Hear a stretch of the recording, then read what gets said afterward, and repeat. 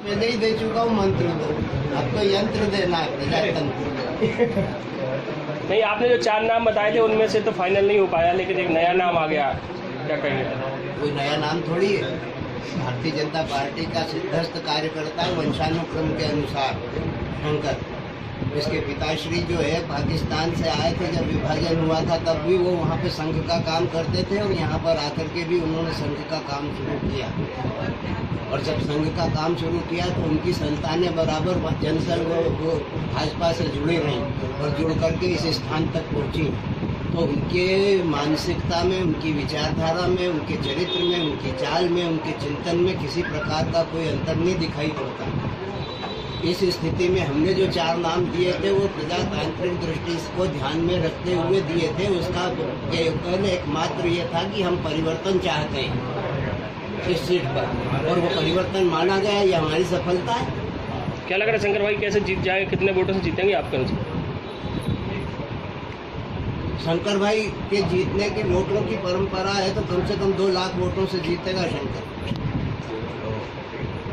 पंकज संघ भी आपसे मिलने आए थे तो आपने कहा था कि दोनों संघ की पृष्ठभूमि के हैं दोनों लोग। नहीं, ये नहीं कहा था। उनकी जीत का उनको आप अपनी ये बात मुझ पर थोपने का प्रयत्न मत करो। मैंने ये कहा था कि इनके पूज्य पिता संघवी जी जो थे वो हमारी भारतीय जनसंघ के अध्यक्ष रहे और हमने उनके नेतृत्व में भी काम किया है। जयंती भाई के नेतृत्व में भी हमें काम करने का अवसर मिला है। जयंती भाई ने हमारी पार्टी को बल दिया है और पहले पंकज भी हमारा ही कार्यकर्ता था।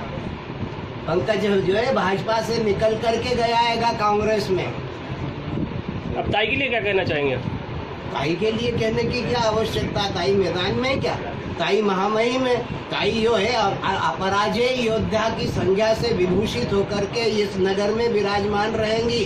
जब तक प्रजातंत्र में वोट डलते रहेंगे तब तक ये पंक्ति लिखी जाती रहेगी कि श्रीमती सुमित्रा ताई वो अभी अपराजित योद्धा रही जिन्हें पराजित करने की ताकत किसी के पास नहीं रही। उसने 8 बार 8 कांग्रेसियों को पराजित करने का गौरव प्राप्त किया। अच्छा, पहले तो आप कह रहे ताई को आई की भूमिका में आ जाना चाहिए, आई रहे वो आप आ गई। आज आप तारीफ कर रहे हैं। तारीफ मैं तो शुरू से ही कह रहा हूँ। तुम क्या कहलाना चाहते हो मुझसे? तुम्हारी भावनाओं की अभिव्यक्ति थोड़ी करूंगा, मैं अपनी भावनाओं की अभिव्यक्ति करूंगा। ताई जो है अपराजय योद्धा है, ये बात मैं पहले तुम्हारे इंटरव्यूज में भी कह चुका हूँ और आज भी कहता हूँ। और आगे कोई पूछेगा तब भी कहूँगा। पता जी, आपका कहना यह था कि सुमित्रा महाजन यदि चुनाव लड़ेंगी तो आप लड़ेंगे। लड़ रही है क्या? लेकिन नहीं, अब नहीं। लेकिन क्या है, अब ताई ने जो चाबी है शंकर भैया को दी है। अभी चाबी ताई के पास भी नहीं है, ना शंकर के पास है चाबी। चाबी जनता जनार्दन के पास में, जिसको देगी वो प्राप्त करेगा। वो बहुत नैतिक विचार है ये। शंकर उस चाबी को प्राप्त करने के योग्य समझा गया। इंटीरियर घर की चाबी जो है, गृह की चाबी जो है वो शंकर को दी है संगठन ने।